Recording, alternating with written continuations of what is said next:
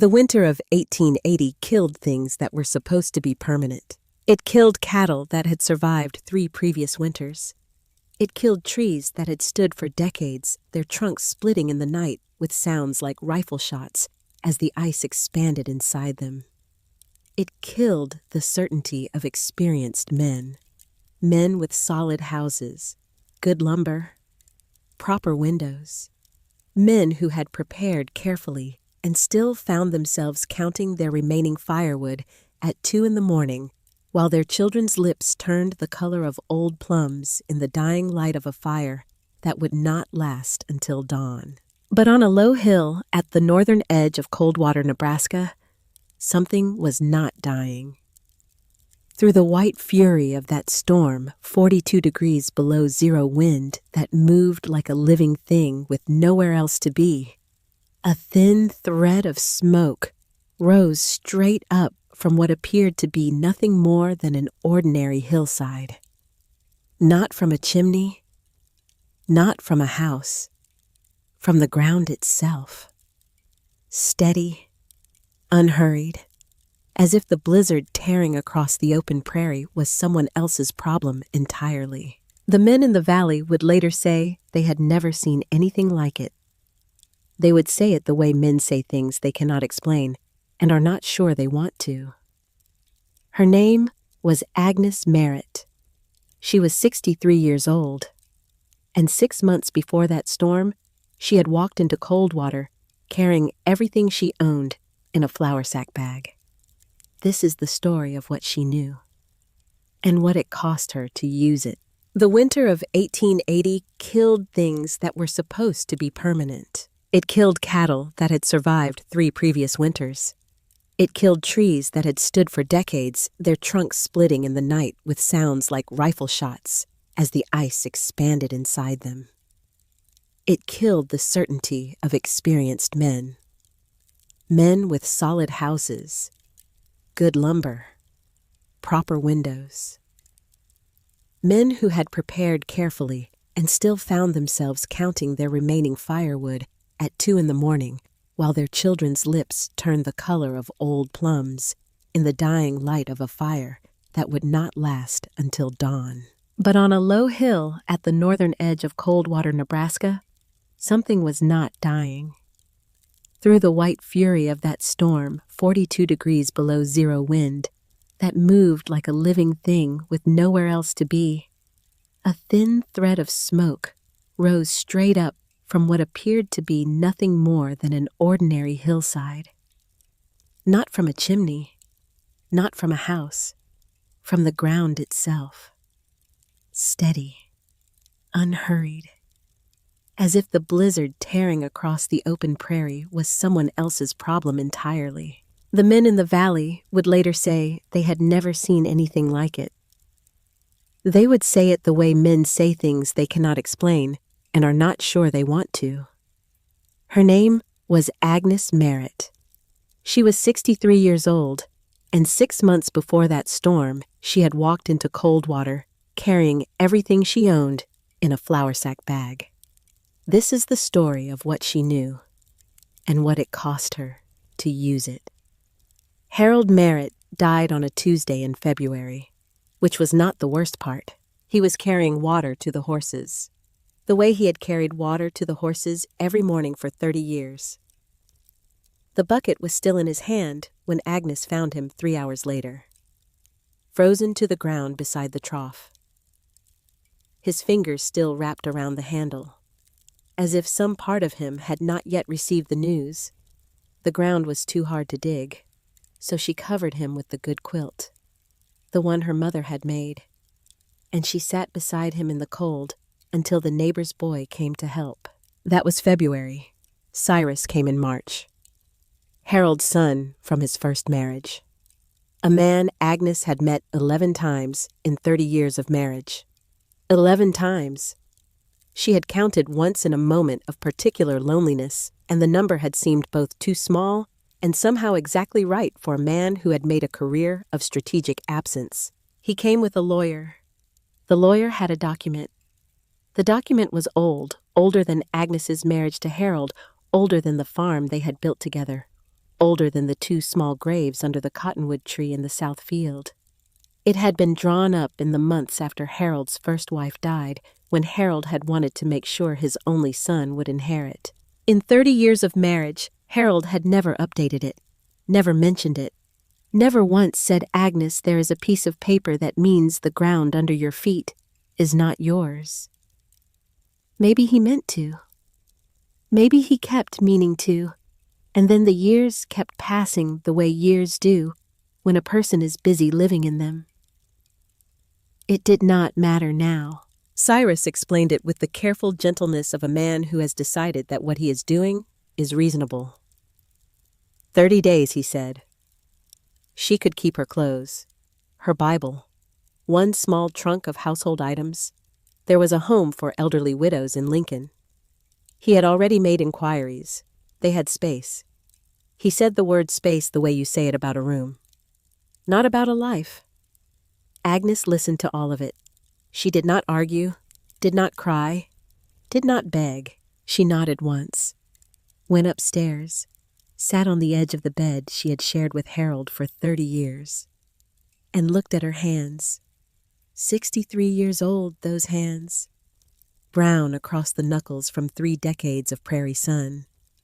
The joints swollen in the specific way of joints that have done 40 years of hard work and are now keeping a detailed account of every instance of that work. There was a scar at the base of her left thumb from a butchering knife in the winter of 1862. A paler scar on the inside of her right wrist from a kettle that had tipped when she was reaching toward a child who had cried out. A child who was now under the cottonwood in the south field next to a smaller marker that Agnes had cut herself from a piece of good oak. She looked at those hands for a long time. They knew things. That was what she thought about.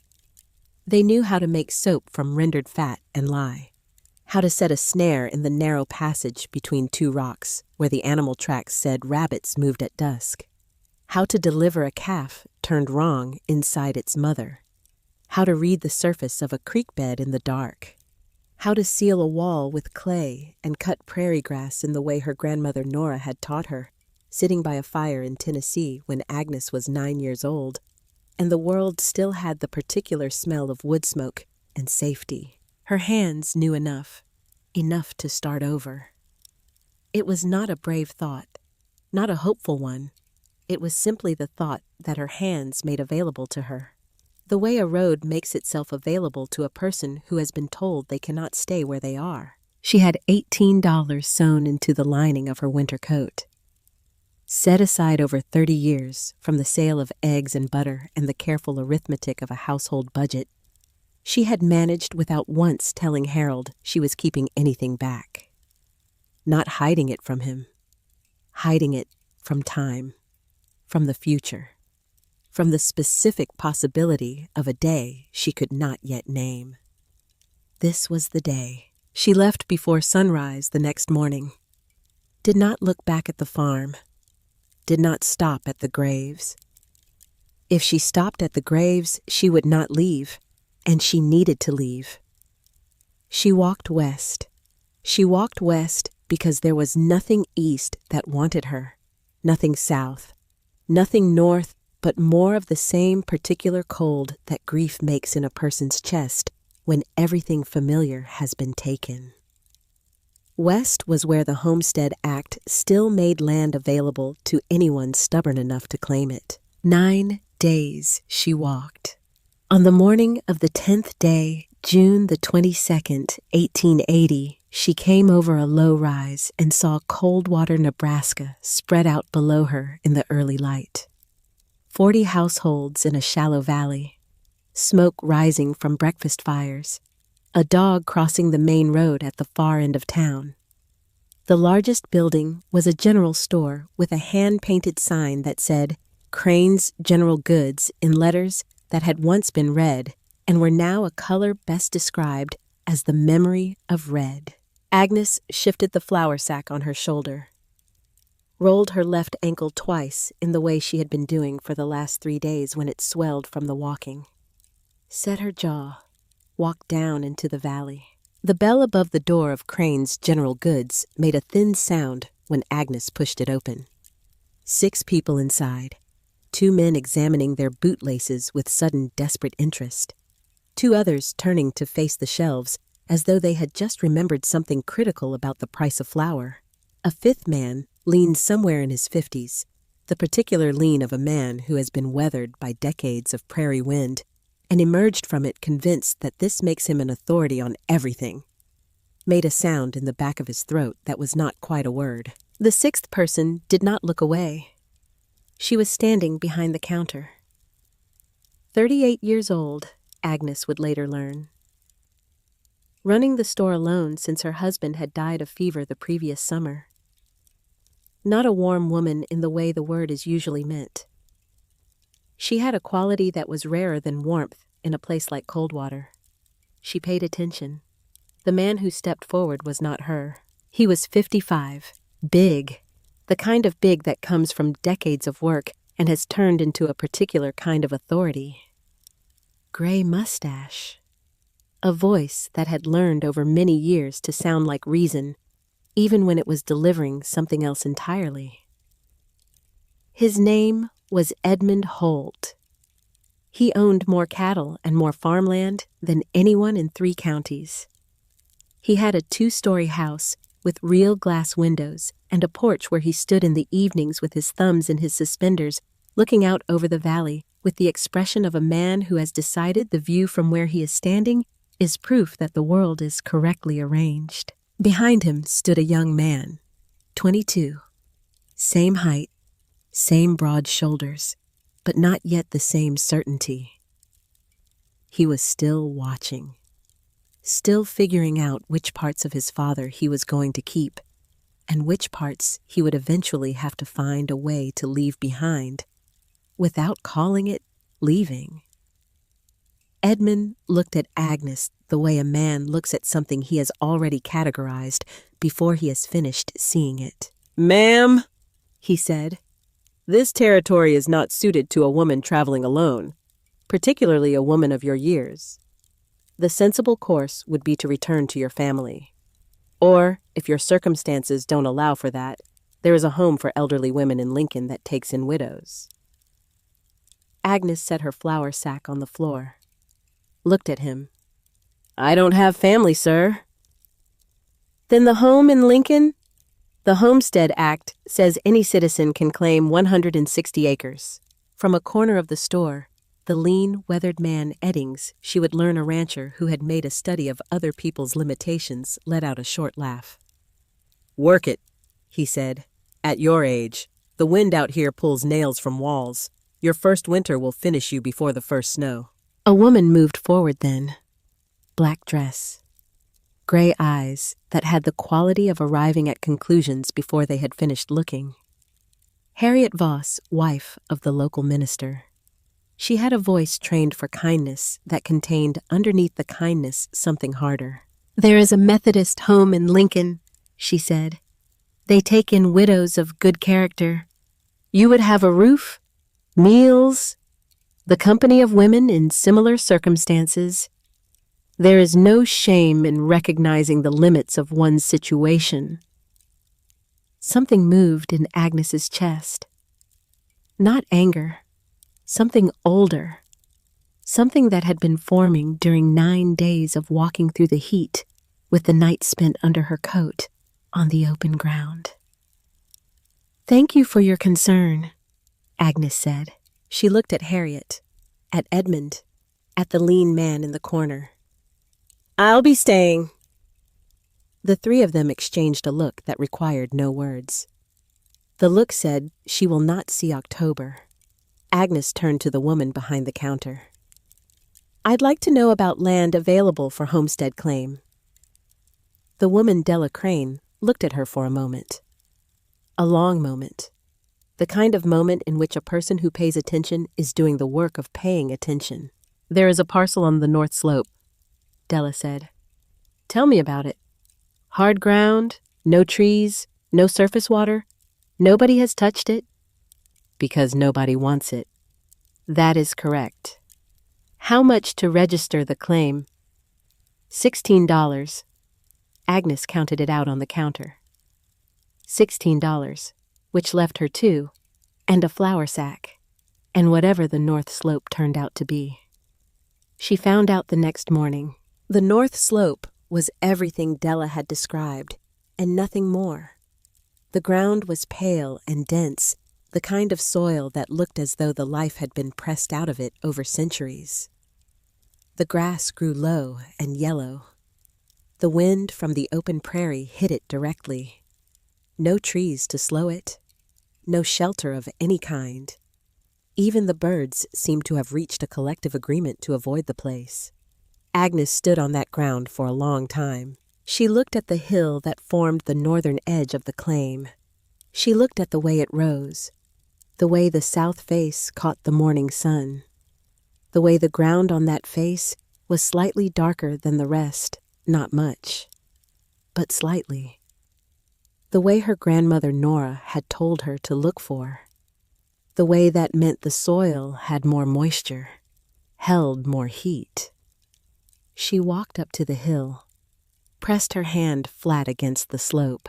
The soil was warm, not from the June sun alone, from underneath, from the earth itself, which had been holding the season's heat in its layers, the way her grandmother had described 45 years ago by a fire in Tennessee. The earth doesn't fight the weather, Agnes. It absorbs it and gives it back. If you build your house in the earth, you're not building a house. You're joining something that was already there. Agnes straightened up. She spent the rest of that day making calculations with a stick in the dirt. The next morning, she went back to Della's store and bought a second-hand shovel for $2.50. On credit, she began to dig on the south-facing side of the hill. Not down the way you dig a well, inward, the way an animal makes a den. She was making a room inside the hill, letting the earth be the walls instead of something to be fought. The work was severe. Her hands blistered before noon of the first day. The blisters broke open and then reformed as calluses over the following week, the skin thickening in layers, the way all things do when they are asked repeatedly to endure something. Her nails broke to the quick. The muscles of her back burned each night with a specific deep pain that made sleep partial and uncertain. But the hole grew. On the third day, Edmund Holt rode by. He stopped his horse at the edge of her property line, looked at her covered in dirt to the elbows, gray hair tied back with a strip of cloth torn from the hem of a second dress. Boots' caked face streaked where she had wiped sweat with the back of her wrist. "In the name of creation," he said, "what are you doing?" It was not a question the way he said it. "Building my home, sir." He looked at the hole in the hillside, then back at her. The expression on his face was the expression of a man who has encountered something that does not fit his existing categories and is finding it irritating. That is a hole in the ground. Civilized people build wooden houses. There is a reason a house costs what it costs. Gypsum for a decent small house runs $80, sir. I have two, and every animal in this valley survived last winter in a structure that cost them nothing. Edmund Holt's face did something complicated. He was not accustomed to being answered, particularly not by an elderly woman with a borrowed shovel and $2 to her name who did not stop working while she did it. He spurred his horse and rode away without responding. That evening, Agnes sat at the entrance of the unfinished hole and ate the dinner she had bought from Della on credit. Hard bread, dried venison, 3 cents worth of salt. She thought about Harold lying frozen by the trough, about Cyrus with his clean fingernails and his lawyer's document and his 30 days, about the 2 small graves under the cottonwood, about her grandmother Nora's hands in her lap by the fire. Then she set those thoughts down, the way Nora had taught her to set things down when they were heavier than the moment could carry. She picked up her shovel, went back to work. That was the evening Della Crane came. She appeared at the edge of the dig site carrying a small leather-bound notebook. She walked down the slope with the deliberate step of a woman conducting business, set the notebook on a flat rock between them. "I will extend you credit for supplies," Della said. "You can pay with money when you have it, but the terms are not money." Agnes looked at the notebook. "What are the terms?" "I don't know yet." Agnes raised her eyes from the notebook to Della's face. Something in that face was doing something Agnes could not quite read. It was not warmth, not pity, not the particular complicated mixture of those two things that Agnes had been receiving since she walked into cold water. It was something more like calculation, the focused attention of a woman who had been watching and had reached a conclusion she was not yet ready to put into words. "When I know what I want," Della said, "I will come and tell you. You will sign for the terms now, or I extend nothing." A trap or an opportunity. Agnes could not tell which. Both maybe, usually both. She signed. The work continued for 3 weeks. Agnes dug a rectangular space approximately 13 feet wide and 20 feet deep. The ceiling she made tall enough to stand upright in the center. She oriented the entrance to catch the maximum winter sunlight and maximum shelter from the north wind, which every person in cold water agreed cut through a body like a blade when it came off the open prairie. The walls she sealed with a method she had learned at her grandmother's knee. Clay soil mixed with cut sections of dry prairie grass, worked into a paste applied in layers, each layer allowed to dry before the next was added. When it set, the surface was hard and smooth and would not crack under moisture and would not dissolve in it either. It was a technique older than any nation on this continent.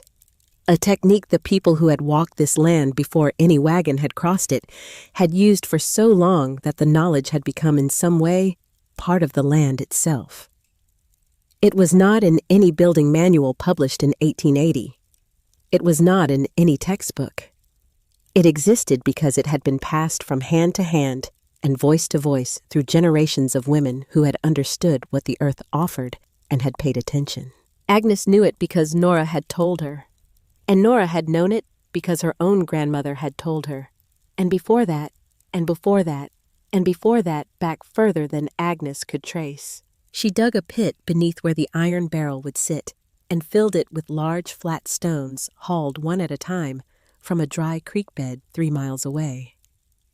Those stones would absorb heat from the fire over hours and release it slowly through the night, maintaining the temperature long after the fire itself had gone to coals. She set the floor 15 centimeters below the entrance threshold because cold air is heavier than warm air and would pool at the lowest point while breathable heat rose to the level of her body. She covered the floor with flat creek stones. They would absorb the day's heat and give it back through the night. The door she built from salvaged shipping crate wood. It was not beautiful. It opened inward, which meant the pressure of winter wind would seal it tighter rather than tearing it loose. She bought a second-hand iron barrel from the blacksmith for $2, paid 30 cents more to have its worst holes welded, ran a metal flue pipe through the earth and out the top of the hill. On the evening of the 20th day of work, she sat inside the finished room with her grandmother's Bible in her lap and counted the total cost on the inside cover. $14.80. She had 20 cents remaining. 3 potatoes, half a bag of flour, a tin of lard, and a hill. The boy came on a Tuesday in early September. He came with the careful tread of someone not entirely sure he was permitted to be there, which in fact he was not, or at least his father would not have said he was. Eli Briggs, 14 years old. Broad forehead, strong hands, the hands of a boy who had spent his whole life watching those hands become his father's hands, which were the hands of the finest carpenter in 3 counties. Walter Briggs had been building things in Coldwater for 22 years. Houses that stood, barns that lasted, furniture that people kept for generations. He was the kind of craftsman whose work was not simply good, but was the standard by which other work was measured. His son stood at the edge of Agnes's dig site with his hat in both hands. "My father says you'll be dead before Christmas." He said it the way children say things they have been told, with the particular tone of someone repeating a lesson they have not yet decided whether to believe. Agnes set down her shovel, looked at him. He had walked up here knowing his father would not approve. He had done it anyway. That was worth something in a person of any age. More worth something in a person of 14. "Your father is a fine craftsman," Agnes said. "Yes, ma'am. The best in 3 counties. Carpentry is a conversation with wood." Eli looked at the hillside, at the sealed walls visible through the entrance, back at her. "What's this? A different conversation?" He looked at the entrance for a long moment. Then, "Can I see inside?" She stepped aside. He went down the entrance step and stopped, stood still for a full 3 seconds in the specific stillness of someone receiving information they were not prepared for. "It's warm," he said. "The stones hold the day's heat." He turned slowly, looked at the walls, the ceiling, the flat floor. He walked the perimeter the way a person walks in a space that is making them rethink something. His fingers found the wall and pressed against it. Testing. Reading. The same instinct his father had to understand a thing through the hands first. "My father says this will collapse." "Your father builds against the weather," Agnes said. "This works with it." Eli pressed his palm flat against the sealed earthen wall, held it there. "Will you teach me?" he said. Agnes looked at him, 14 years old, the son of the man who had publicly said she would not survive to see snowfall, standing in her home, asking, "If you come, you tell me. If you go, you tell me. I will not have your father saying I lured his son up here." "Yes, ma'am." "And whatever you learn here, you tell him, even if he doesn't want to hear. Knowledge you keep from the people who matter is only half yours." Eli nodded slowly. He stayed 2 hours. Agnes showed him the wall mixture, the ratios, the way you tested whether the clay was right by pressing your thumb in and watching how the impression filled itself back. She showed him the placement of the stones under the barrel. Why those particular stones from that particular creek held heat better than the rock you found on higher ground. He listened the way some people pray, all of him attending. When he left, the sun was moving toward the flat line of the horizon in the long Nebraska way, the light spreading sideways across the grass, until it seemed to go on forever. Agnes stood at the entrance and watched him walk down toward the valley. His small shape getting smaller, disappearing into the blue of the coming evening. She did not know yet what would come of it, but she knew something had started. Walter Briggs found out the next morning. The way men in small settlements find out about most things, someone had seen Eli coming down the hill and mentioned it at the smithy, and the smith had mentioned it to Walter when he came in to collect a repaired hinge. Walter did not say anything at the smithy, paid for the hinge, walked home, found Eli at the kitchen table doing arithmetic by lamplight. "Where were you yesterday afternoon?" The half-second pause before Eli's answer was 1/2 second too long. "Up the hill." The silence in the kitchen changed its quality. Her hill. "She knows things, Father." Eli said it without flinching. "Things you don't know. I'm not saying that to be disrespectful. I'm saying it because it's true, and I thought you'd want to know." Walter made a sound that was not a word. He struck his son once across the face. Not hard enough to damage, hard enough to mean something. Eli went quiet. Hand came up to his cheek. Stayed there. Walter turned to the kitchen window. stood with his hands still at chest height, not yet lowered. Looking out in the direction of the north slope, where in the last of the evening light, a thin thread of smoke was rising from what appeared to be an empty hillside. Thin, steady, rising straight up before the wind caught it. He was a man who had built things his whole life. Good things. Things he had earned the right to be proud of. And it had made him over time less open to the possibility that what he did not know might matter more than what he did. He lowered his hands. He did not apologize. He stood at the window for a long time after Eli had gone to his room, watching that smoke, trying to understand what he was looking at. The smoke rose straight, patient, unconcerned. He did not understand it yet, but the smoke did not care whether he understood it. The week of the 15th of September brought the first real chill. The cottonwood leaves at the edges of the eastern creek began their yellow trembling. The mornings carried a sharpness that the experienced settlers recognized not as a comfort, but as a warning dressed in beautiful clothes. Agnes was gathering. She moved across the prairie in the early hours, conserving the strength of a 63-year-old body that had spent the summer doing the work of a 30-year-old body and was now asking politely but firmly for some consideration.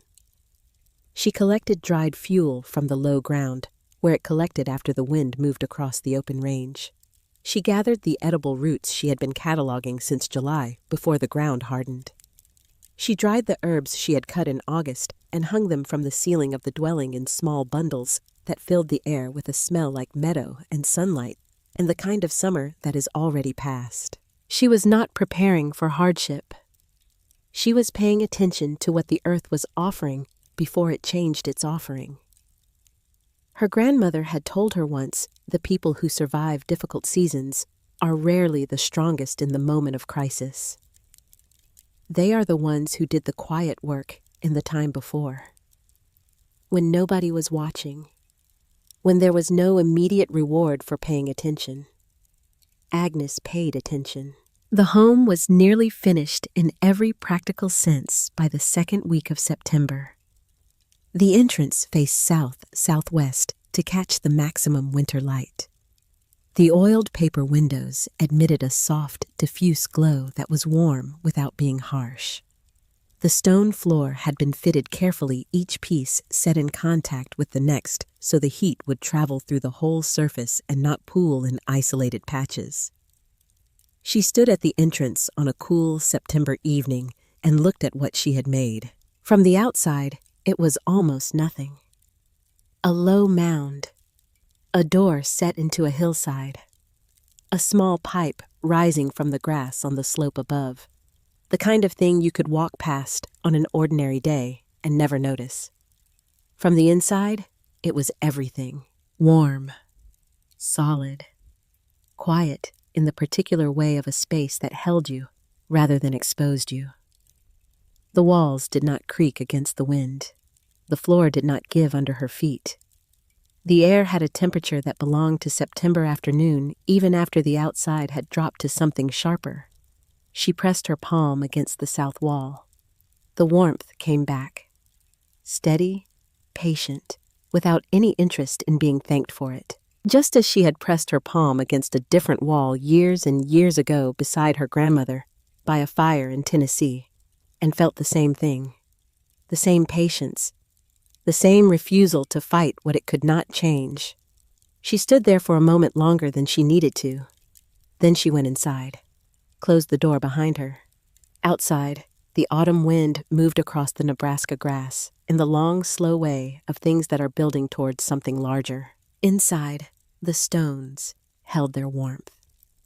And the smoke from Agnes Merritt's fire rose straight up into the cooling September sky. Thin, steady, as it would rise through every night of what was coming. October arrived the way it always did in Nebraska, with beauty first, then the threat behind the beauty. The days were gold and wide. The light came in low and flat across the grass and turned everything it touched into something worth looking at twice. The air smelled of dry earth and the slow, particular sweetness of things winding down. It was the kind of weather that made a person want to believe the world was generous by nature. The experienced settlers knew better. They had learned to read October the way you read a person who is smiling while reaching for something behind their back. Beautiful. Yes. And also a warning. And also a clock. Agnes had been reading it since September. The fuel pile under the rock overhang was now 3 feet high and 4 feet deep. Dry. Covered. Protected from moisture by a flat piece of lumber she had bought from Della for 30 cents and wedged into the overhang at an angle. The dried meat hung in rows from the ceiling hooks inside the dwelling rabbit, mostly from the snare she had placed and replaced and relocated through October as she learned the particular habits of the animals on this slope. The clay pots on the shelves held flour and cornmeal and salt and a quantity of dried root vegetables she had packed in sand to keep them from softening through the winter months. She had done the arithmetic 4 times now. Different versions. Best case. Worst case. The case where the winter ran long and the snare stopped producing and the stores had to stretch. Every version came out the same. She had enough. Not comfortable enough, not easy enough, but enough to survive until April, even if the winter turned severe, which the animals were telling her it would. The beavers on the eastern creek were building higher than anyone in Coldwater had ever seen them build. Silas Prout had mentioned it to no one except himself and his dead wife's photograph on the mantelpiece, which he consulted on matters of this kind, with the comfortable regularity of a man who has found a satisfactory arrangement and sees no reason to change it. But Agnes had noticed the beavers herself, and the way the birds were holding their wings, and the particular quality of the western sky at dusk that had nothing to do with sunset, and everything to do with what was gathering far beyond where she could see. She noticed all of it, and she added one more layer to the wall sealant on the northwest corner of the dwelling where the wind would hit hardest. And she went back inside. Edmund Holt came on a Thursday morning in early October. He did not come alone. He came with Reverend Morton Voss, which was the particular formation that men like Edmund assembled when they wanted what they were doing to look like community concern rather than what it actually was. Morton Voss was 53 years old, lean in the way of men who have replaced physical comfort with moral certainty as their primary fuel source.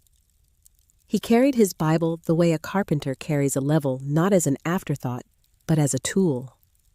His eyes had the quality of a man who has spent 30 years telling other people what God wanted and has lost the ability to distinguish between the two.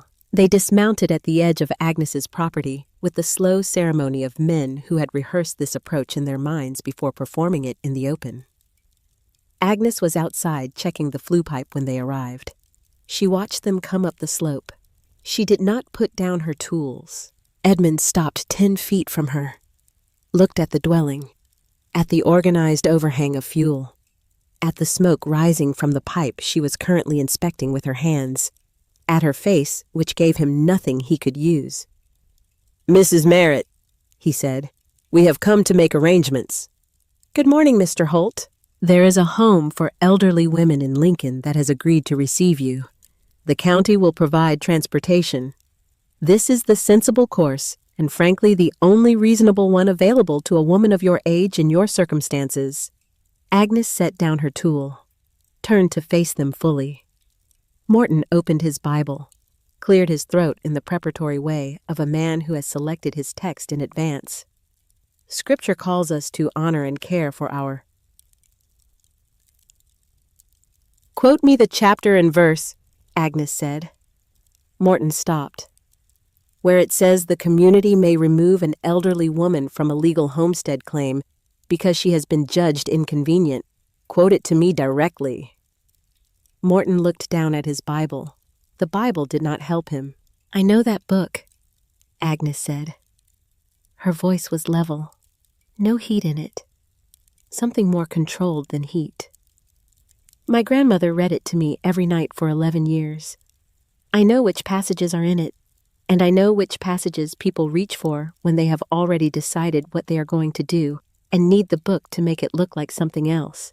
Edmund took a step forward, produced a folded document from his coat pocket. This is a petition, signed by myself, the Reverend, and 4 other men of standing in this community. It requests that the county judge declare you mentally and physically unfit to maintain an independent homestead and order your transport to a supervised residence. He held it out. Agnes did not take it. She looked at it, then at him. You are welcome to file it, Mr. Holt. He had expected many things. A woman folding under the weight of legal language was one of them. A woman bursting into tears was another. A woman reasoning with him, bargaining, asking for more time. He had not expected this. The particular stillness of a person who has already decided and is simply waiting for the conversation to catch up to her decision. You'll regret this stubbornness, he said. But something had shifted in his voice, a quality that had not been there at the beginning, like a floorboard that sounds solid until you find the exact spot where it gives. I will be here when you come back, Agnes said. They left. Agnes watched them ride down the slope until they were small against the gold of the autumn grass, until they disappeared into the fold of the valley. Then she went inside, closed the door, sat down on the wooden stool beside the iron barrel, and cried. Not one tear, not 2. Not the contained, dignified kind of grief that a person manages in front of others with a straight spine and a careful face. The other kind. The kind that lives in the shoulders. The kind that comes from a place that has been holding too much for too long and finally finds a door it is allowed to come out through. She cried for Harold, lying frozen beside the water trough, with his hand still on the empty bucket. She cried for the 2 children under the cottonwood in the south field of a farm that had never belonged to her, according to any piece of paper. She cried for 30 years of work that a document older than her marriage had been able to erase in an afternoon. She cried for Cyrus with his clean fingernails and his 30 days. She cried for the fact that she was 63 years old and had walked 9 days across the open prairie with $18 and had built a home for $14.80 and had managed everything and was still being told. She was the problem that needed solving. 10 minutes. Then she stopped, wiped her face with the back of her wrist, stood up, put another fuel chip in the barrel, went back to work. Because what else? What else was there? The work was here. The work had always been the answer to the question of what else. Walter Briggs did a thing that week that he never told anyone about. Not his son, not his wife Opal, not the men he drank coffee with at the smithy on cold mornings, not Agnes Merritt herself. It was a thing he did alone on a Wednesday afternoon when Opal was resting and Eli was at his apprentice work at the carpentry shop, and the house was empty and quiet, and Walter had been standing at the kitchen window for 20 minutes looking at the north slope. He saddled his horse, rode north. He stopped at the edge of Agnes's claim, sat on the horse for a long time, looking at the grass-covered mound that was her roof. The door set into the hillside, the flue pipe rising from the slope above. He dismounted, tied the horse, walked the last distance on foot. Agnes was not there. She had gone to the dry creek bed to gather more flat stones, 1 load at a time, 3 miles each way. Walter stood at the entrance. He put his hand on the door frame. The wood was salvaged shipping crate lumber, rough, nothing like the clean-cut pine he worked with. But the frame fit. The joints were tight in the way joints are tight when the person making them understands that their life may depend on the joint holding. He opened the door, stepped inside. The warmth met him immediately. Not the warmth of a fire, The fire was banked low, a maintenance heat, not the source of what he was feeling. The warmth came from the walls themselves, from the floor under his boots, from the air which had the temperature of a September afternoon at 4 o'clock, even though outside the October wind was already carrying the first sharp teeth of what was coming. Walter stood in the center of the room. He put his hand flat against the sealed earthen wall. Pressed. Held it there. 30 years of carpentry. 30 years of learning to read a structure through his hands where the stress lived, where the weakness hid, where a joint was carrying more than its share and would eventually say so. His hands had been his primary instrument for 3 decades. His hand on that wall was telling him something. It was telling him that what he was touching was not inferior to what he built, was not primitive, was not the desperate improvisation of an old woman with no money and no options. It was a solution, a different solution, to the same problem he had been solving his whole life, which was how to keep the cold out and the living in. Except it did not keep the cold out. It did not fight the cold at all. It simply existed at a different temperature than the cold. The way a river exists at its own temperature regardless of the temperature of the air above it. He stood there for 3 minutes, maybe 4. Then he took his hand away, walked back to the entrance, stepped outside, closed the door behind him with the careful deliberateness of a man closing the door of a church on his way out. He mounted his horse, rode home, unhorsed, rubbed the animal down, went inside, sat at the kitchen table with his coffee going cold in front of him.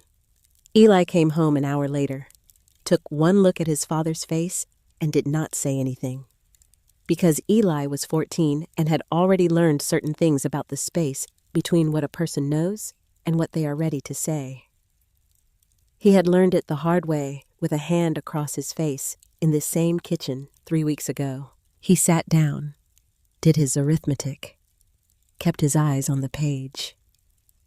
Walter stared at his coffee. Outside, the October wind moved across the prairie with its new edge, its new intention. Miriam Holt came on a Tuesday in the 3rd week of October. She came alone, without Edmund's knowledge, without his permission, without any framework of community concern or religious obligation wrapped around the visit to make it look like something it was not. She was 49 years old. She wore a heavy wool shawl the color of winter wheat. Her face had the particular quality of a woman who has spent a long time being the person standing slightly behind a very loud man and has developed in that position an extraordinarily precise eye for what is actually happening in a room. She stood at the entrance to Agnes's dwelling and knocked with her knuckle. 2 knocks. Businesslike. Agnes opened the door. Miriam looked at her for a moment. "Forgive me for coming without an invitation." "Come in," Agnes said. Miriam descended the entrance step and stopped, stood very still. The tension she had been holding against the expected cold, the instinctive bracing that every person in Nebraska carried into the month of October, like a second skin dissolved. All of it, in the time it took to exhale once. She turned slowly, looked at the walls, the ceiling, the stone floor with its embedded heat, the small windows admitting their soft, diffuse light.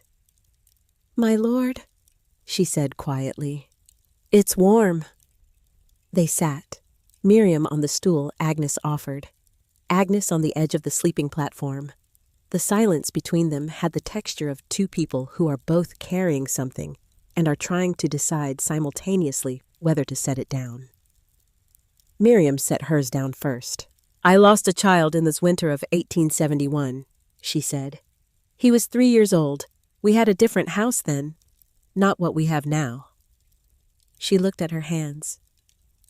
"Edmund built a better house the following spring, and a better one the spring after that, and then the one we have now." She was quiet for a moment. "He's been building houses for 20 years, every spring a bigger one. every winter a safer one. Another pause. But none of them ever felt like this. Agnes did not move, did not speak. She understood that what Miriam needed right now was not a response, was the space to say what she had come to say. "How did you know it would work?" Miriam asked. "At your age, with what you had, how did you know?" "I didn't," Agnes said. "I trusted what my grandmother told me, and I watched the ground, and I did the work." Miriam nodded once, as if that answer confirmed something she had already suspected. She stood, straightened her shawl, walked to the entrance, stopped at the threshold, and turned back.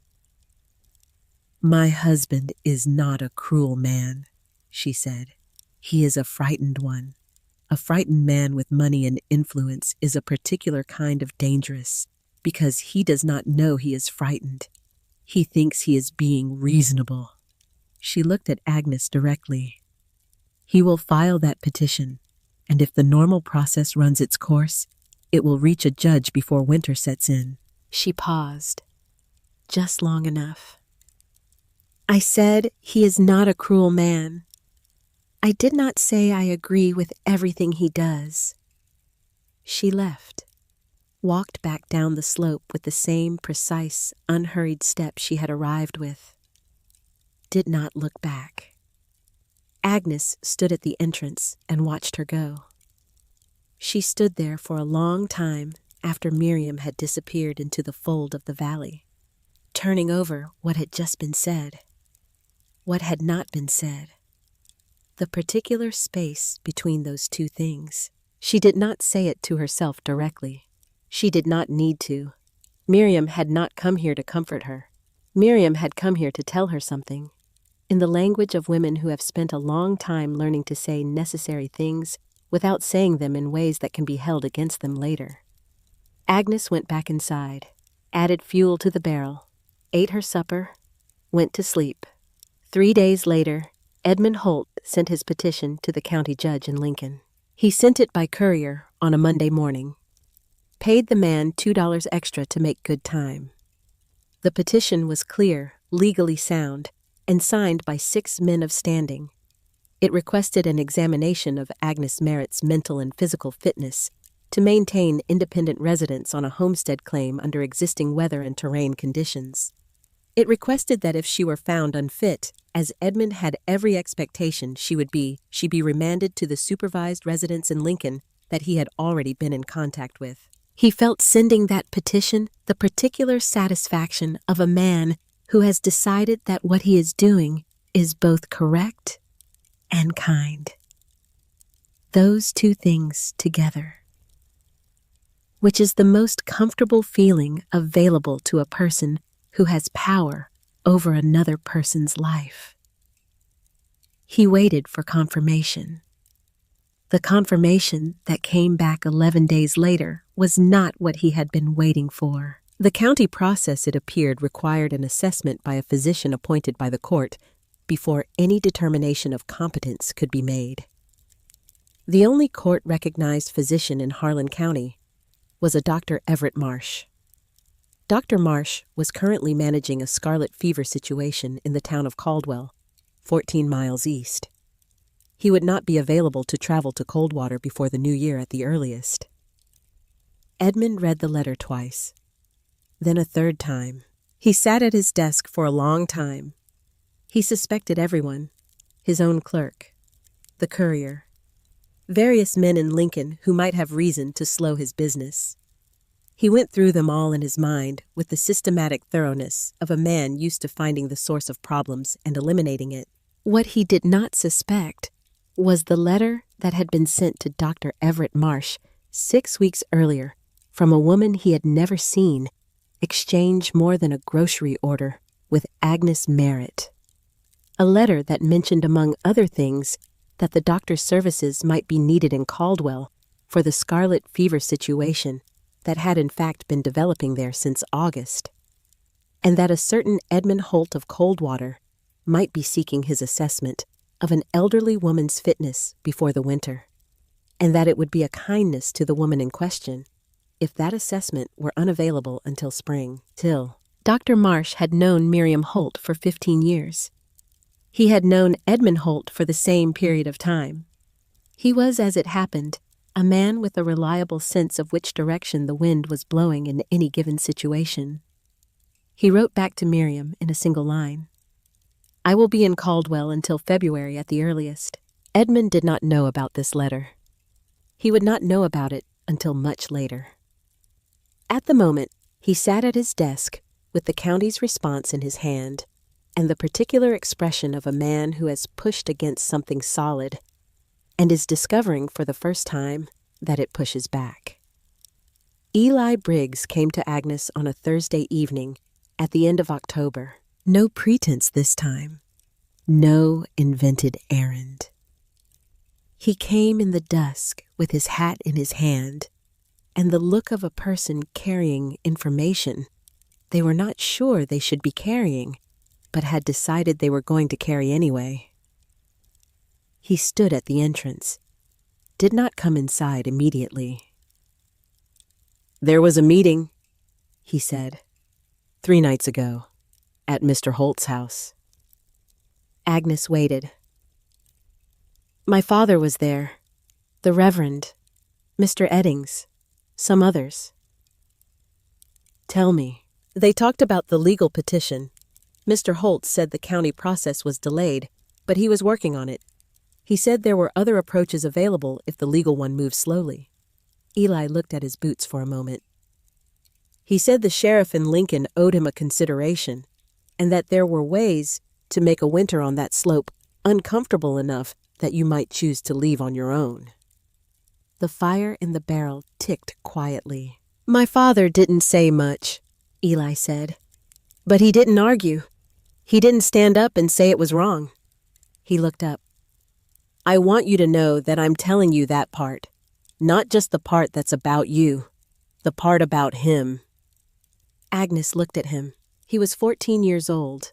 He had walked up here in the dark after supper, past the point where he could pretend he was doing anything other than exactly what he was doing. He was risking his father's approval, which at 14 is sometimes the whole weight of the world pressing down on one side of a scale. "Are you afraid?" Agnes asked. "Yes." "Why did you come?" Eli was quiet for a moment. The kind of quiet that means someone is not searching for the answer. They are checking that the answer they have is the honest one. "Because it's the right thing," he said, "and because somebody should." He went home in the dark. Agnes closed the door. She stood with her back against it for a moment. Then she crossed the room and sat down on the wooden stool and put her face in her hands. She did not cry. She had already done that once this month, and it had taken 10 minutes, and then she had gone back to work. This was different. This was just stillness. The specific stillness of a person who is holding more than they expected to hold, who is counting what they have and finding it still sufficient. Just sufficient. The way $2 is sufficient when $2 is what you have and what you need costs $2 and nothing less. She sat for a long time. Then she got up, went to the shelf, took down the flour bag, and measured out the evening's portion with the tin cup she used for measuring. Cooked supper over the banked fire, ate it, washed the cup, and went over the walls again. Every joint, every sealed seam, running her fingers along the surfaces in the dark, the way her grandmother Nora had taught her to read a structure, not with your eyes, which could miss what was too small to see. With the skin of your fingertips, which could feel a hairline gap before it became a gap that mattered. Every seam held. Every joint was true. Silas Prout came in the second week of November. He came on a morning that had the first real bite of the season in it. The kind of cold that is not yet dangerous, but is delivering its announcement clearly and without apology. He walked up the north slope with the particular gait of an old man who has made peace with the speed at which his body now moves and has stopped arguing with it. He was 72 years old.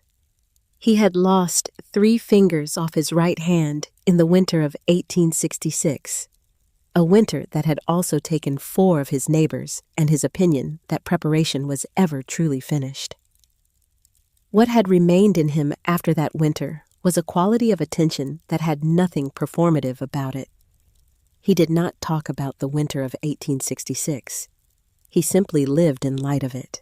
He stood at the entrance to Agnes's dwelling, did not knock, just stood there with his hat in his remaining fingers and looked. At the door, at the overhang of fuel, at the frost on everything else in the vicinity and the absence of frost on the south face of the hill above the door where the dwelling's stored warmth was very slightly raising the temperature of the ground above it. He noticed that. Agnes saw him from inside through the oiled paper window. She opened the door. He looked at her, then past her at the interior. His eyes moved slowly, methodically, the eyes of a man making an assessment rather than a judgment. There was a difference. Most people did not know the difference. Silas Prout was not most people. "Your grandmother teach you this," he said, "or did you figure it on your own?" "My grandmother." He nodded once, looked at the sealed walls again, at the stone floor, at the iron barrel and the careful placement of the flue pipe, at her hands, which were the hands of a woman who had spent a summer doing what her hands told him she had done. She was a smart woman. He turned to leave. "You have enough food," he said. It was not a question, but it was listening for an answer. "I'm working on it." He nodded again, walked back down the slope without saying goodbye.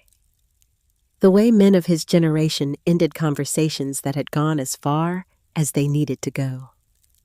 2 mornings later, Agnes opened her door at first light and found a rabbit snare on the ground before the entrance.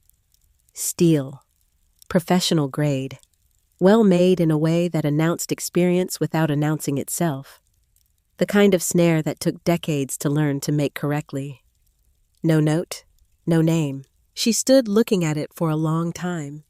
Then she picked it up, carried it to the narrow passage between 2 low rocks where the animal tracks in the frost told her rabbits moved each evening at dusk. Set it with the careful attention of someone learning a new vocabulary in a language she already partly spoke. That evening, the snare held a rabbit. She sat with the rabbit in her hands for a moment before she dressed it, feeling the weight of it, the specific solid weight of a thing that meant she was not running her stores down tonight. That meant the arithmetic stayed solid for 1 more day. It was the first time since arriving in Coldwater that someone had treated her as a capable person rather than a problem awaiting resolution. The snare was the gift. But the real message was what the snare said about who had left it. Silas Prout, who had survived 1866 by paying attention and not by talking about paying attention, had looked at what Agnes had built and had reached a conclusion he was not going to put into words. So he had put it into steel and wire and set it at her door in the dark. She hung the rabbit and went back inside. By the first week of November, the character of the sky had changed. The angle of light was different. Lower, as if the sun had somewhere else to be and was conserving itself for the journey. The creek at the bottom of the valley carried ice at its edges, each morning thin sheets that melted by midday but returned each night a little thicker, a little further from the bank. The grass on the open prairie had gone the color of old straw, dry and pale and waiting. The wind was simply present now, constant, not rising and falling with the breath of the day, but simply there, pressing. The way a hand presses flat against a surface to test how much it will give. Agnes had completed her preparations. Her fuel supply would carry her through April, even in a hard winter, because her dwelling needed a fraction of what a wooden house burned to maintain a livable temperature. She had food for 4 months, dried herbs for medicine, and for the particular comfort of something that smelled of summer in the dark middle of a January night. Her snare was producing reliably now that she had learned the slope's rhythms, which rocks the rabbits favored, which passages they used at which hour, how the wind's direction affected their movement. She did not think of what she had done as extraordinary. She thought of it as attention, as doing what her grandmother had taught her to do, which was to watch what the earth was offering and accept it before it changed its offer. But down in the valley, things were not the same. Opal Briggs had developed a cough in the 3rd week of October. She described it as nothing serious in the way that women of her generation described things that were beginning to become serious. The cough had the particular quality of something positioning itself to become worse under the right conditions, which the coming months were going to supply in abundance. Walter heard it every night through the thin wall between rooms. He was adding another log to the main fire. Checking the new room, the room he had built that autumn off the east side of the house with the Kansas City fireplace he had sourced from a supplier and was very proud of. The room was beautiful. The fireplace was beautiful. The flue design under sustained north wind created a reverse draft that filled the room with smoke before it could warm it. Walter had discovered this in October during a trial run and had sealed the room off and had been trying to figure out how to solve the flue problem ever since. He stood outside the new room at night sometimes, hand on the exterior wall, listening to the way the wind moved against it, the way the boards shifted slightly against each other in the gusts. Nothing serious, nothing structural, but something that a man with 30 years of carpentry in his hands could feel as clearly as a conversation. The house was telling him something. He was trying to understand what. Edmund Holt inspected his new stable in the evenings after supper. It had cost nearly $300. It was well framed, good board siding, real windows, a roof designed by a man who had built many roofs and had reason to trust his designs. He stood inside it on a November evening and ran his hands along the framing, checking the joints, the way they always checked things in November, making sure everything looked the way it was supposed to look, which was, he told himself, exactly the point, because he had built it that way, because he knew how to build things that were supposed to look right, that were supposed to stand up, that were supposed to last. His son, Thaddeus, stood beside him, 22 years old, same height, same breadth of shoulder, the same habit of standing with his weight slightly forward, which Edmund had always read as confidence, though he was beginning very slowly to wonder if it might also be a kind of permanent readiness for something he could not name. Thaddeus looked at the stable roof, at the way it was designed to shed snow load, at the calculations his father had made about pitch and beam width and the maximum accumulation this part of Nebraska could reasonably expect. He did not say what he was thinking. He had learned not to say what he was thinking in certain categories of conversation. But he was thinking about the north slope, about the thread of smoke he could see from his bedroom window on clear nights, about the fact that the woman who made that smoke had built her entire dwelling walls, floor roof, insulation, heat distribution, ventilation for less than $15. And about the fact that $15 was approximately 5% of what his father had spent on the stable they were standing in. He did not say this. Edmund turned off the stable lantern. They walked back to the house together through the cold November dark. Above them, the sky was doing the thing it did in November, filling. The particular filling of a sky that is making room for something, taking down the spare furniture, moving things to the edges, getting ready. Neither of them looked up. On the 19th of December, Agnes stood outside her dwelling in the early evening and watched the western sky change color. It went from the ordinary gray of December late afternoon to something else. Something with a yellowish tint at the edges. A color that had nothing to do with sunset and everything to do with what was behind the sunset. What was behind the sunset was very large, and it was moving toward them. She had seen that color once before, when she was a child in Tennessee the summer before her grandmother Nora died. A sky that color had preceded 3 days of weather that had reshaped the creek bed behind their farmhouse and taken the roof off the barn and deposited a full-grown oak tree across the front road. She had been 9 years old. She had stood beside Nora in the doorway of their house, watching the sky turn that color. And Nora had put her hand on Agnes's shoulder and said very quietly, "We have everything we need. Let's go inside." Agnes stood alone on the north slope of Coldwater on the 19th of December in her 64th year and looked at the same color in the same sky. She had everything she needed. She went inside. She spent the next 2 hours going over the dwelling with the systematic thoroughness of someone who understands that anything missed now cannot be corrected after. She checked every wall seam, every window frame, the door and its hinges, the flue pipe at its entry point through the earthen ceiling, the stone placement under the barrel, the distribution of fuel between the exterior overhang and the interior reserve she had moved inside last week against exactly this possibility. The room was warm. The stones were fully charged. The stores were complete. She sat on her wooden stool, put her hand flat on her own knee, the knee that had been giving her trouble since the first cold snap in October, and held it there, her hand on her own body. The simple reassurance of it, of still being here, of still being the person in this room, the person who had built this room. She thought about Harold, about Nora, about the 2 children under the cottonwood in the south field of a farm that belonged to no one she cared about anymore. She thought about the morning that was coming.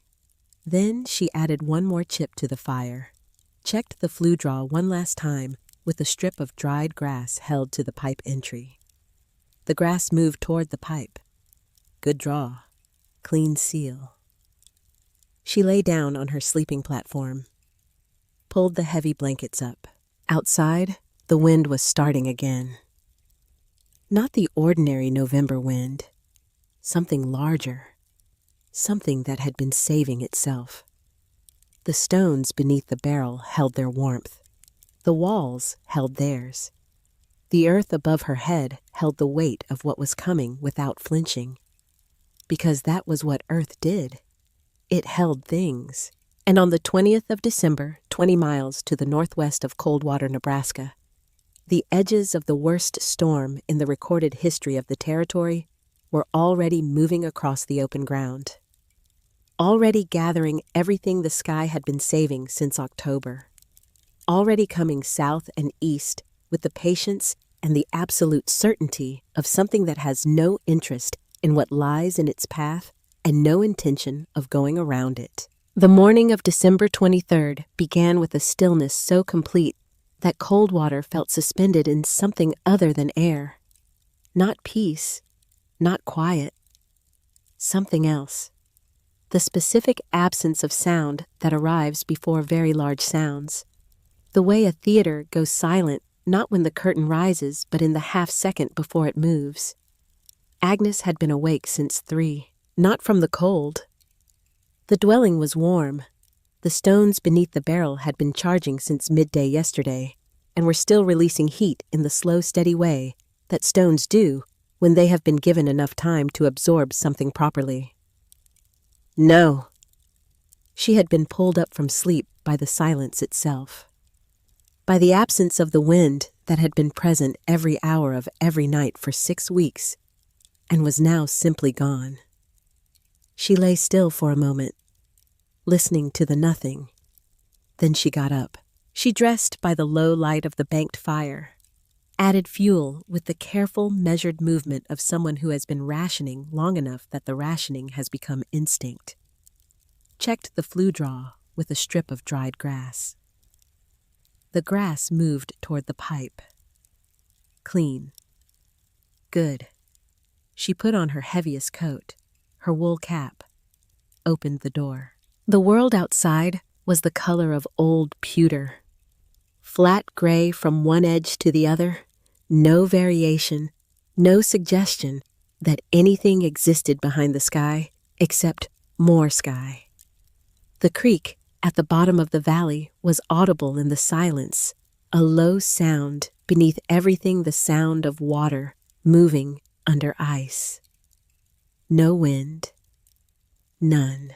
The cattle in the Holt pasture below were motionless at the edges of their enclosure, standing in the particular stillness of animals that know something is coming and have no means of going anywhere else.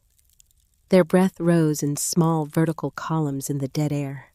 Agnes looked at the northwest horizon. The sky there had a color she had seen once before as a child in Tennessee. A yellowish bone color. Not beautiful. Not the color of anything that meant well. She went back inside. Brought in the last of the exterior fuel reserve armful by armful, stacking it against the interior wall beside the barrel. More than she thought she would need. Then she reconsidered and brought in more. Checked the water supply. Full. Checked the food stores. Complete. Checked every wall seam one more time with the flat of her palm. Reading each joint the way her grandmother Nora had taught her, not with her eyes, but with her skin, which could feel a hairline gap before it became a gap that let the cold through. Every seam held. She sat down on the wooden stool, picked up the sock she had been mending for 3 days. Thread and needle, small deliberate movements, the work of hands that know what they are doing and do not need to be told. Outside, very far to the northwest, something that had been gathering since October was making its final decision. It arrived not as weather. It arrived as a verdict. The first sign was not snow. It was ice. Needles of it driven horizontal by a wind that materialized out of the dead still air, the way sound arrives after lightning, the gap between the calm and the violence existing for only a moment before the violence filled everything. Agnes heard it hit the door, a sound like thrown sand, like 1,000 tiny fists arriving simultaneously. She set down the sock, added fuel to the barrel, moved the water container closer to the heat, pulled the heavier blanket from the sleeping platform, and folded it across the stool where she could reach it. Then she sat back down, picked up the sock again. Because what else? The wind built through the morning the way a river builds after rain upstream, not in gusts, but in sustained increments, each hour louder and more insistent than the last. By noon, it was a continuous roar. By mid-afternoon, it was something that no longer sounded like weather. It sounded like intention, like something that had specifically decided to be here and had no plans to be elsewhere. The temperature dropped 25 degrees between sunrise and 3 in the afternoon. Agnes knew this not from a thermometer, she did not have one, but from the behavior of the moisture in the air inside the dwelling, which began to show the very first suggestion of a chill near the door. Not dangerous, not yet, but there. She moved the barrel's heat output up by adding a second chip to the fire, an adjustment of perhaps a half degree in the room's temperature. Barely perceptible. But she felt it, and the faint suggestion of chill near the door receded. The stones were doing their work, releasing what they had been given all of yesterday and the day before. The walls were doing their work. The earth above her head, 16 inches of packed Nebraska soil, covered by a foot of snow she could not see but could now hear, pressing down with a low, settled weight, was doing its work. Holding. Without drama. Without complaint. Agnes mended the sock. both socks. Actually, she finished the first and started on the second, which had a hole at the heel the size of a silver dollar that she had been ignoring since October, and could no longer ignore in good conscience. She thought about Nora, about a specific evening in Tennessee 45 years ago, when she had been 9 years old, and there had been a storm. Not like this, nothing like this, but a storm, and she had been frightened. And Nora had sat beside her at the fire and taken up her own mending and said, without looking up from the needle, "The earth is holding us, Agnes. It was holding us before the storm started, and it will be holding us after. Our job is just to stay inside it." Agnes stayed inside it. Down in the valley, the Holt house was doing what large, well-built wooden houses do during sustained assaults of extreme cold. It was revealing itself. Every well-built wooden house is also underneath its construction a collection of small gaps, the joint between each board and the next, the space around each window frame where the wood has expanded and contracted through enough seasons to lose the precision of its original fitting, the seal around the door that was perfect in September and is now slightly less than perfect after the October frosts. Under ordinary Nebraska winter conditions, these gaps were nothing. Under 42 degrees below zero with a sustained north wind, they became channels. And the channels multiplied across the surface of a 2-story house until the interior temperature began a slow and unstoppable decline. Edmund Holt had 3 fires running at full capacity by mid-afternoon. His son, Thaddeus, and the 2 younger boys were rotating through the house every 2 hours to feed the wood supply. Edmund did not tell his family what he had calculated at 5 o'clock in the afternoon when he counted what remained of the firewood against what the night would require. The number was not good. He added a log he had not planned to add, sent everyone to bed early to conserve warmth, stood alone in the front room beside the fire with his hands behind his back and his eyes on the floor. He was not a man who admitted mistakes easily. The machinery of his self-understanding was not built for that particular motion. 30 years of being right, of building the right thing, making the right call, holding the right position while other men folded, had created in him a structure as solid and as inflexible as a good hardwood, which was useful in most situations and was right now a problem, because Thaddeus had said nothing to him about the North Slope in months, but Edmund had seen it.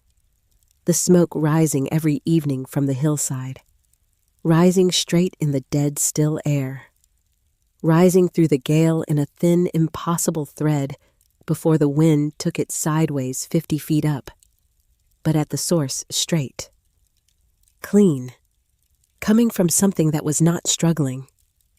He went to the bedroom window, scraped a circle in the frost with his thumbnail, put his eye to it. Visibility perhaps 8 feet, white beyond that, nothing. He could not see the North Slope. He could not see anything past the edge of the porch. The world had contracted to the size of what the firelight could hold. He went to bed, did not sleep.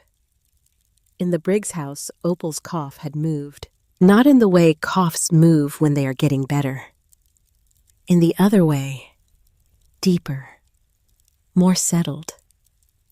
The kind of cough that finds the back of the lungs and establishes itself there with the patience of something that has decided to stay a while. Walter had moved her from room to room through the afternoon, chasing the warmth that was always half a step ahead of wherever they positioned themselves. The new room with the Kansas City fireplace was sealed off completely. The reverse draft problem had presented itself again within the first hour of the storm, and the room had filled with smoke so rapidly that Walter had made the decision before the thought was fully formed. He had been proud of that room, the fireplace especially. He had specified it himself and sourced it from a supplier 2 states away, and the brickwork was beautiful, and the mantelpiece was the finest piece of finished carpentry he had done in 5 years. He stood in the doorway of the sealed room, now looking at the cold, dark fireplace on the other side. Eli appeared at his elbow. Neither of them spoke. Walter put his hand on the doorframe. Solid. Good construction. He had built it himself, and he had built it right. The problem was not the craftsmanship. The problem was the flue design, which under sustained north wind created a pressure differential that reversed the draw. A problem that existed in perhaps 1 in every 30 fireplaces of this design, and was essentially impossible to predict without the specific combination of house orientation, prevailing wind direction, and sustained cold that this night was providing all at once. He had built the right thing, in the wrong way, for the wrong conditions. He had not known that until tonight. "Father," Eli said. One word, very quiet. Walter looked at his son, at the expression on his face, at the particular quality of the patience in it, which was not the patience of a boy waiting to be told something. It was the patience of a boy who already knew something and was waiting for his father to arrive at it too. Walter turned from the doorway, crossed the main room, went to Opal. She was sitting upright in the chair closest to the fire, wrapped in every blanket they owned, and she was shivering. Her skin had the particular translucent quality that skin gets when the cold has been working on a person for too long. Her cough came every few minutes, deep, pulling at something. Walter crouched in front of her, took her hands in his. Cold. Her hands were cold inside 3 layers of blanket. He stood. "Put your boots on," he said to Eli. And that was all he said, because that was all that needed saying, because Eli already knew, had known Walter understood for considerably longer than tonight. Eli had his boots on in under a minute. Walter wrapped Opal in the blankets, all of them, lifted her. She was not heavy. She had never been heavy. She felt in his arms right now like something he could not afford to lose, which she was, which she had always been. He did not wake the other children. They were warmer in their beds than they would be on the move. He left them. He went out into the storm. The cold was a physical thing, not weather, not temperature, a presence. It hit the exposed skin of his face like something thrown at him, and the wind behind it drove ice crystals into every gap in his clothing, and found his collar, and found the space between his glove and his sleeve, and went directly for the skin underneath. He put his head down, walked north. The snow came to his knees in the open ground between the house and the slope. Deeper in the drifts that had formed against the low fence line where he went in to his hip on the second step, and had to drag himself free with Opal's weight in his arms. He stopped twice, not from exhaustion, from the specific physical phenomenon of arms that are carrying more than weight, that are carrying 30 years of marriage and 14 years of a son who was right, that are carrying the understanding that the most capable man in the valley for 3 decades had built a room that was going to kill his wife on a night when $11 and a shovel and some knowledge from a dead woman in Tennessee would have saved her. He reached the entrance. He knocked. Agnes opened the door. She looked at Walter, at Opal in his arms, at the state of both of them, the frost on his beard, the particular color of Opal's face, the way she was breathing. Agnes stepped back, held the door. "Put her near the barrel," she said. "East side." Walter carried his wife inside, set her down with the deliberate care of a man handling something he is afraid of losing, straightened up. He stood in the center of the room. The warmth came up around him like something alive. Not the warmth of the barrel, though the barrel was contributing. The warmth of the walls, the floor, the air that had been the same temperature for 3 months and intended to remain so regardless of what was happening outside. Walter stood in that warmth and felt something happen in his chest. Something that had been braced and rigid since at least October. Since, if he was being honest, since a Wednesday afternoon when he had stood in this room alone with his hand on that wall. He walked to the south wall, put his palm flat against it, held it there. This time Agnes was watching. This time Eli was watching. This time everyone in the room could see the master carpenter of Coldwater, Nebraska, placing his hand against an earthen wall and standing very still. And this time, Walter Briggs did not care that they could see him, because Opal was breathing warmer air, because the shivering in her shoulders was already in the first 5 minutes beginning to ease, because the temperature in this room was the temperature of a September afternoon, and outside it was 42 degrees below zero, and the difference between those two things was the difference between his wife and the alternative. He kept his hand on the wall. They arrived after that in 3 separate movements, each one driven by the same arithmetic. The arithmetic of survival, which is very simple, and which overrides everything else when it becomes necessary. Edmund came with Miriam with Thaddeus, with the 2 younger boys. They came through the lull in the early morning of December 25th, a 2-hour window where the first phase of the storm exhaled and the second had not yet arrived. The visibility opened to 30 feet. Enough. Edmund stopped at the entrance. Agnes was in the doorway. She had heard them coming. Miriam had a lantern. Edmund looked at Agnes. Between them lay everything he had said since June. Every word of it. The petitions, the legal documents. The morning he had stood before her, with the county process folded in his coat pocket. The way he had said, "You will regret this stubbornness," without quite the conviction he had intended, and had ridden away hoping she had not noticed. He stood in the field of all of it. "My boys are cold," he said. "We've had no firewood since last evening." Miriam was standing behind him. And when Agnes looked past Edmund to Miriam's face, Miriam gave the smallest possible movement of her head. Not a nod exactly, something smaller. The acknowledgement of a woman who had been waiting for this specific moment since October, who had kept it alive through 2 months of silence and 1 carefully written letter to a doctor in Caldwell, who had understood earlier than anyone that the storm would come, and who had made sure in the only way available to her that it would find Agnes Merritt still on that hill. Agnes stepped back, held the door wide. "Come in," she said. Thaddeus came last through the entrance, 22 years old. He had spent his whole life watching his father inhabit certainty the way other men inhabit their homes completely without questioning the walls. This was the first crack in those walls he had ever seen his father walk through. He stored it in the place where certain things are stored. The place where 1 sentence can change the way you read everything before it. Morton Voss came 20 minutes later.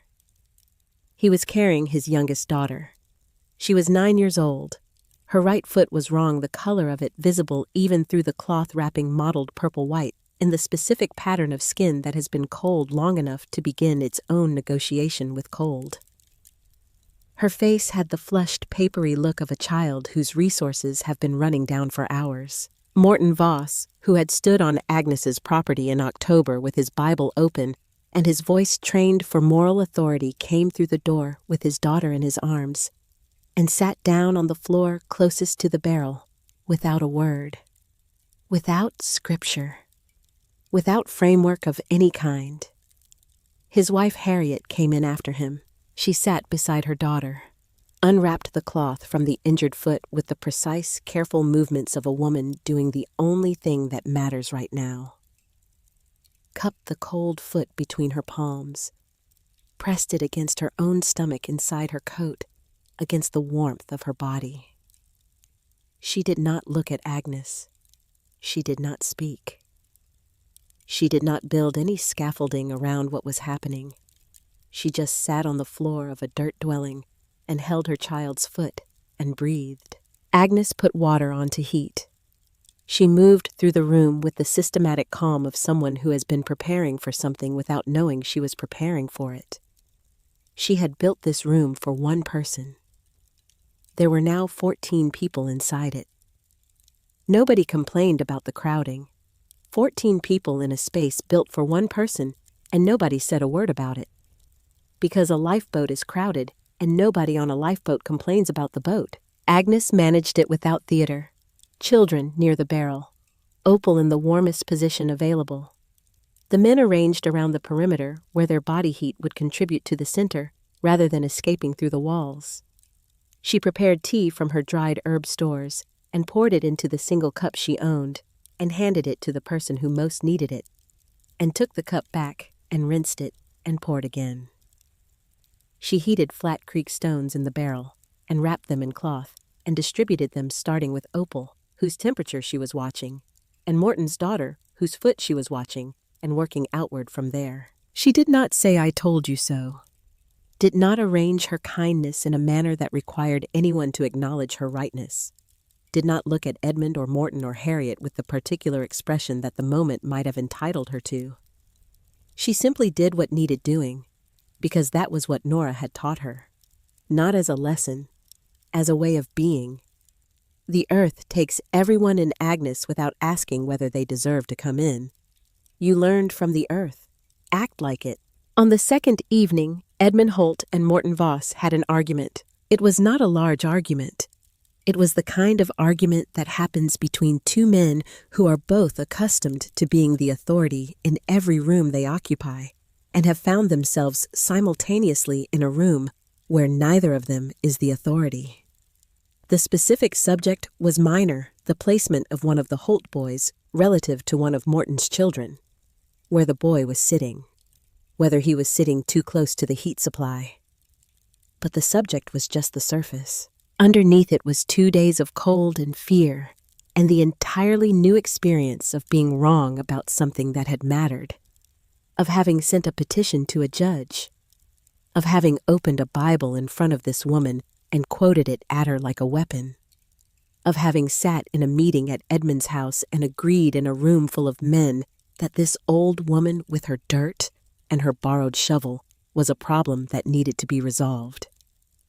The argument started to rise. Edmund's voice took on the register it used when it meant to conclude things. And then he saw Eli. Eli Briggs was sitting 4 feet away, 14 years old.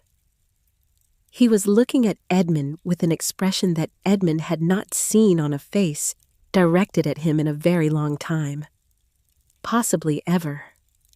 It was not contempt, not judgment, not the hot, uncomfortable look of someone who wants to say something and is preventing himself. It was patience. The specific patience of a person who has already made a decision about what kind of man they are going to be and is watching that decision be confirmed in real time. The patience of someone who does not need this moment to be different than it is because they are already living somewhere past it, already standing in the future they chose. Edmund stopped in the middle of a sentence. He looked at that 14-year-old face for 3 full seconds. Then he sat down. "I apologize, Reverend," he said into the quiet. "That wasn't necessary." Morton looked at the floor. "No," he said, "it wasn't." Agnes, who had not looked up from what she was doing, which was checking the temperature of the stone she was about to wrap for Opal, quietly asked Thaddeus to help her move the remaining fuel from the overhang to the interior shelf. Thaddeus stood immediately and went outside into the storm to do it. The moment passed. Later, when most of the room was sleeping, Eli came and sat near Agnes. The fire had been banked low. The stones were doing the work. The temperature held as it had held for 2 days now, as Agnes had understood it would hold as the earth beneath their feet had been holding things longer than anyone in the room had been alive. Eli sat with his back against the wall, his knees drawn up. "Why did you let us in?" he said, not accusing, genuinely asking, the way a person asks a question they have been sitting with for a while. Agnes looked at the ceiling. "Because turning someone away from warmth when you have warmth is a choice you have to live with afterward," she said. And I've already spent enough of my life carrying things I didn't choose to carry. Eli was quiet for a moment. My father touched the wall, he said. Earlier, I saw him. I know. He didn't know I saw him. Sometimes people learn the most important things when they've stopped trying to learn them. Eli looked at the earthen ceiling above them, at the dark above which was holding 16 inches of packed soil and a foot of snow and the temperature of a Nebraska December and the weight of a storm that was going to be talked about for decades, holding all of it without complaint, without drama, without any apparent effort. He reached out, pressed his palm flat against the wall beside him, held it there. The wall was warm. Of course it was warm. It had been warm since September. It would be warm in March. It had been warm in the way that Earth is warm since long before any of them were born.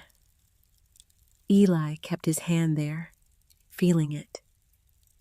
Agnes watched him from the corner of her eye, said nothing. Some things do not need words placed around them. The storm exhaled its final breath in the early morning of December 27th. Agnes heard it, not the ending itself, but the change in the ending. The shift from sustained violence to something that still had teeth, but was using them differently. Less committed. The way a very long argument finally loses its conviction without quite admitting it is done. Then at 5:30, silence. Complete. The specific silence of a world that has been remade and is now presenting itself to be assessed. Agnes rose, dressed, added the morning's fuel, checked the flue, checked the water, checked Opal's breathing steadier, the color returning to her face in the slow manner of a person whose resources have been replenished by warmth and sleep. She opened the door. The snow came to her knees in the open space before the entrance, higher in the drifts along the hillside. The world was white from every horizon to every other horizon. The specific white that has its own light in it, reflecting the early sun in a way that required her to look away and then look back slowly, letting her eyes adjust. The sky was blue, the blue that appears after extreme weather as though the sky is apologizing. A blue so saturated it looked painted. Saturated and cold and absolutely clear. Agnes stepped out into it. The others came out behind her one by one and then in groups. Emerging from the dwelling into the brilliant cold with the specific expression of people who have been in the dark for a long time and are rediscovering that there is a world outside. They stood in a loose group on the slope and looked down at Coldwater. Edmund's new stable, the one that had cost nearly $300, the one he had inspected with pride on November evenings, had lost its roof. The boards were scattered across the snow in a dark fan pattern, like something that had been opened forcibly from the inside.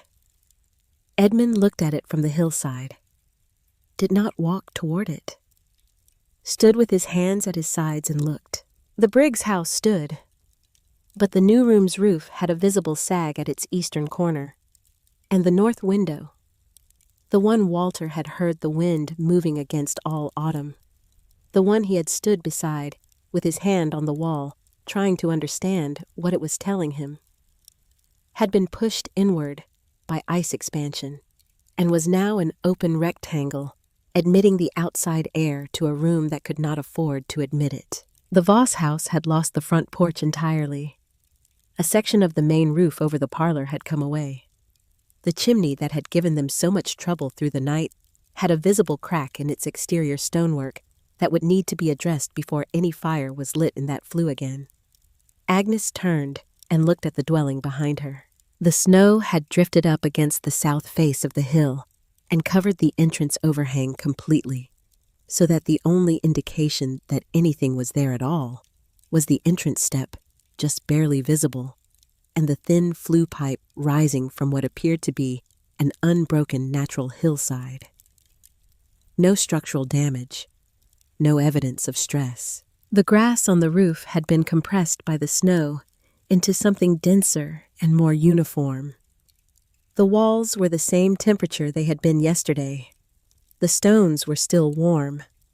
The door opened smoothly on its inward-facing hinges. The earth had absorbed 60 hours of assault at 42 degrees below zero, and had continued being the earth. They left in stages by family, as the morning moved toward the merely very cold, and the visibility opened to something workable. Walter Briggs was the last of the men to go. He had waited until Opal was steady on her feet and could walk with Eli on one side. He helped her down the slope to the bottom and handed her to Eli. Then he came back up. He stopped in front of Agnes. He was a big man, a man who had built things his entire life that he had earned the right to be proud of. And he had the look of a man who has come to the end of a long argument with himself and has arrived finally at the truth of it. "I built things all my life," he said. "Good things." Agnes waited. "I built this winter wrong, not because I don't know my craft, because I only knew one way, and I convinced myself one way was enough." He looked at the hillside, at the grass-covered roof, at the flue pipe. "I'd like to understand what I was missing. When you're ready to have that conversation, I'll be there."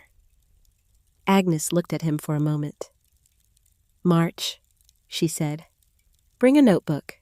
He nodded, turned, walked back down the slope. Edmund came last. He had sent Miriam and the boys ahead, came back up the slope alone in the cold morning light. He walked with the deliberate step of a man who has decided to do something before he can find a reason not to. He stopped before Agnes. Between them lay 6 months of words. The morning in Della's store, the petition, the legal document, the October confrontation, all of it. He stood in it, looked at her. "I said you wouldn't survive October," he said. His voice had a quality in it she had not heard before, the sound of a man using a tool he did not know he owned. "Then I said you wouldn't survive the winter." He paused, long enough that the pause meant something. "I was wrong, both times. About the dwelling, about you, about what a person can do when the people around them are too certain to see what's actually in front of them." He put out his hand. Agnes looked at it, then took it. The handshake lasted longer than handshakes usually last. Long enough to do the work that the words had not quite finished. Long enough to cross the field between them. Edmund released her hand, turned, walked down the slope. Thaddeus was waiting at the bottom. Edmund put his hand on his son's shoulder as they walked. The gesture had the weight of everything he had said at the frost-scraped window 2 nights ago. Of everything Thaddeus had heard and stored in the place where one sentence changes the reading of everything before it.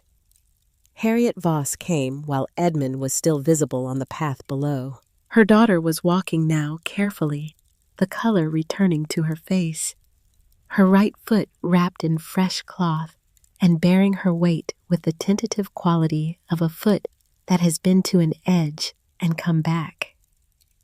Harriet held the girl's hand, walked her up to the entrance. She stopped before Agnes. The silence between them was not uncomfortable. It was the silence of 2 women who have a great deal to say to each other and are for once taking the time to find the right words before speaking them. "I came to your property twice," Harriet said.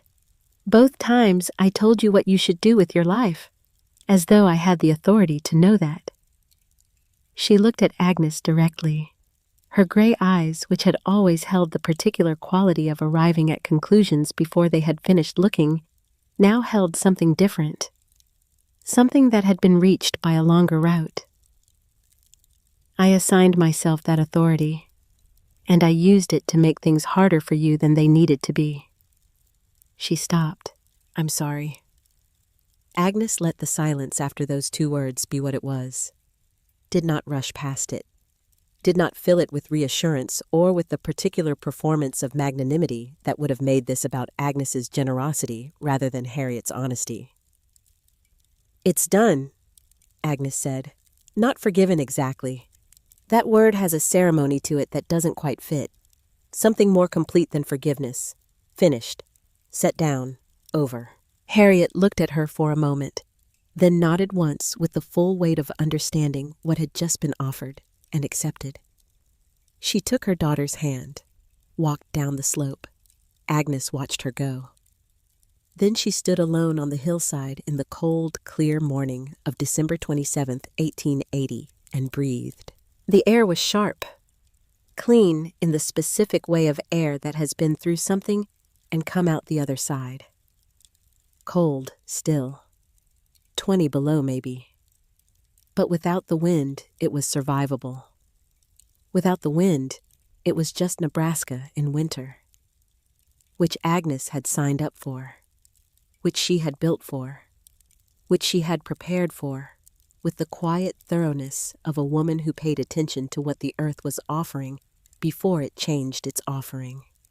She put her hand on the south wall of the hill. The warmth came back into her palm, patient, steady, exactly as it had been yesterday, as it would be tomorrow. She stood there for a moment with her eyes closed, feeling it, thinking about Nora, about a fire in Tennessee, about a girl of 9 who did not yet know that the knowledge being pressed into her hands on those evenings would one day be the thing that kept 14 people alive through the worst winter in the recorded history of the Nebraska Territory. About the way knowledge moves not in textbooks, not in documents, not in the formal transfer of certified information, but in hands, in voices, in the space between a grandmother and a grandchild, on a winter evening when there is nothing else to do but pay attention. The knowledge was older than any nation on this continent, older than the names people had given to the land, older than the arguments about who owned it, old as the earth that had held its warmth through every winter that had come for as long as there had been winters to come, and now it was moving again. March came cold, and then less cold, and then with the particular unsteady warmth of a Nebraska spring that cannot quite commit to being spring yet. The ground thawed and froze and thawed again. The creek ran high with meltwater. The grass, compressed and flattened by months of snow, began its slow return. Walter Briggs came on the 3rd Tuesday of March. He brought a leather notebook, good quality, the kind he used for building specifications, and a pencil sharpened at both ends with the optimism of someone who expected to fill pages. He sat on the floor of Agnes's dwelling. He opened the notebook. He asked good questions. Not the questions of a student, the questions of an expert in one tradition encountering a different tradition and doing the serious work of understanding how it functions. He asked about load distribution, about moisture management, about thermal mass calculation. He did not call it that, but that was what he was asking about the relationship between depth below grade and temperature stability. Agnes answered plainly, with the numbers where there were numbers and with the principles where the knowledge was in the principle rather than the calculation. "You were solving the wrong problem," Walter said once, quietly, not bitterly, with the evenness of a man who has finished an accounting and arrived at a number he can live with. "I spent 30 years keeping the weather out. You built something that let the earth in." Agnes looked at him. "The earth was already in," she said. "I just stopped pretending it wasn't." Walter came back twice more before April. By the time the ground was workable, he had incorporated modified versions of Agnes's principles into the repair work on his damaged room. The flue redesigned, the thermal mass added under the new flooring, the north walls sealed with a layered clay mixture that he had refined over 3 sessions with Agnes until the ratio was right. When the repair was finished and the room held its temperature through the cold April nights, in a way the original room had never managed, Walter mentioned it to every settler who asked about his work. And when he mentioned it, he said exactly where the knowledge had come from. Because knowledge you keep hidden is only half yours. Someone had told him that. Through his son, who had heard it from a 63-year-old woman on a north-facing slope in the summer of 1880, when the boy was still deciding what kind of man he was going to become. Edmund Holt sent a cow in April. He brought it himself, leading it up the slope on a rope. They completed the transaction in 3 sentences and a handshake. The cow had a calf that spring, and the milk changed Agnes's daily arithmetic from sufficient to something she had not experienced since February of the previous year, which was the simple, uncomplicated feeling of having enough without counting it. Della Crane came in May. She sat across from Agnes at the small table and opened a new notebook, not the one she had burned in December. A different one. She outlined what she had in mind with the directness of a woman who has never found that wrapping a business proposition in social niceties makes it any better or any worse. She wanted to establish a teaching arrangement. Agnes's knowledge, Della's materials, the settlers arriving each spring with land claims and no money, and one winter standing between them and everything they had come here for. Agnes negotiated her terms. They were specific. They were fair. They left no room for ambiguity about whose knowledge it was or what Agnes received in exchange for it. Della read the terms. The corner of her mouth moved in the way it did sometimes, somewhere short of a smile, but headed in its direction. She signed. And from that May forward, when settlers came into Crane's General Goods with their homestead claims and their empty pockets and their first Nebraska autumn spread out before them, Della Crane sold them what they needed, and she told them where the knowledge came from. Every time. By June, the hillside adjacent to Agnes's dwelling was producing sounds. The rhythmic, purposeful sound of a shovel going into earth. Of a young person working with the focused attention of someone who has found the specific thing they know how to do and is doing it in the full understanding of why it matters. Eli Briggs had started the previous week. A family from Ohio had arrived with a homestead claim on the next slope over a husband and wife and 3 children under 10 with enough money for their first month of supplies and nothing remaining for lumber or windows or the hardware a wooden house required. They had approached Agnes first. Agnes had sent them to Eli. Eli was 14 years old. He was building his second earthen dwelling. He had asked Agnes 2 technical questions before beginning one about the clay ratio for the North Slope's soil composition, which was slightly different from Agnes's South Slope, and one about the minimum depth requirement given the angle of the hillside. She had answered both. Then he had gone away for 2 days to think about the answers, and then he had come back with his shovel. They paid him in labor. He helped on their farm for the first 2 weeks of June in exchange for the work. He had decided this was sufficient. Agnes suspected it would always be sufficient to Eli Briggs, this particular kind of exchange. She watched him work from the entrance of her dwelling in the early morning before the heat of the day arrived, his shape on the adjacent slope, the steady rhythm of the shovel, the growing dark opening in the hillside. She thought about Nora, about a specific moment she had not thought about in years. She had been 9 years old. They were outside in the last of the summer evening, and Nora had pressed her palm flat against the ground, not against a wall, not against a building, against the open ground, and held it there, and said something Agnes had not fully understood then. The earth doesn't ask you to earn your place in it, Agnes. It already made room for you before you arrived. All you have to do is accept the room. Agnes had accepted the room. She was 64 years old now, sitting in the entrance of a home she had built with her own hands for $14.80 on ground she had claimed with $16 and kept through everything that had been brought against her. She had been told she would not survive October.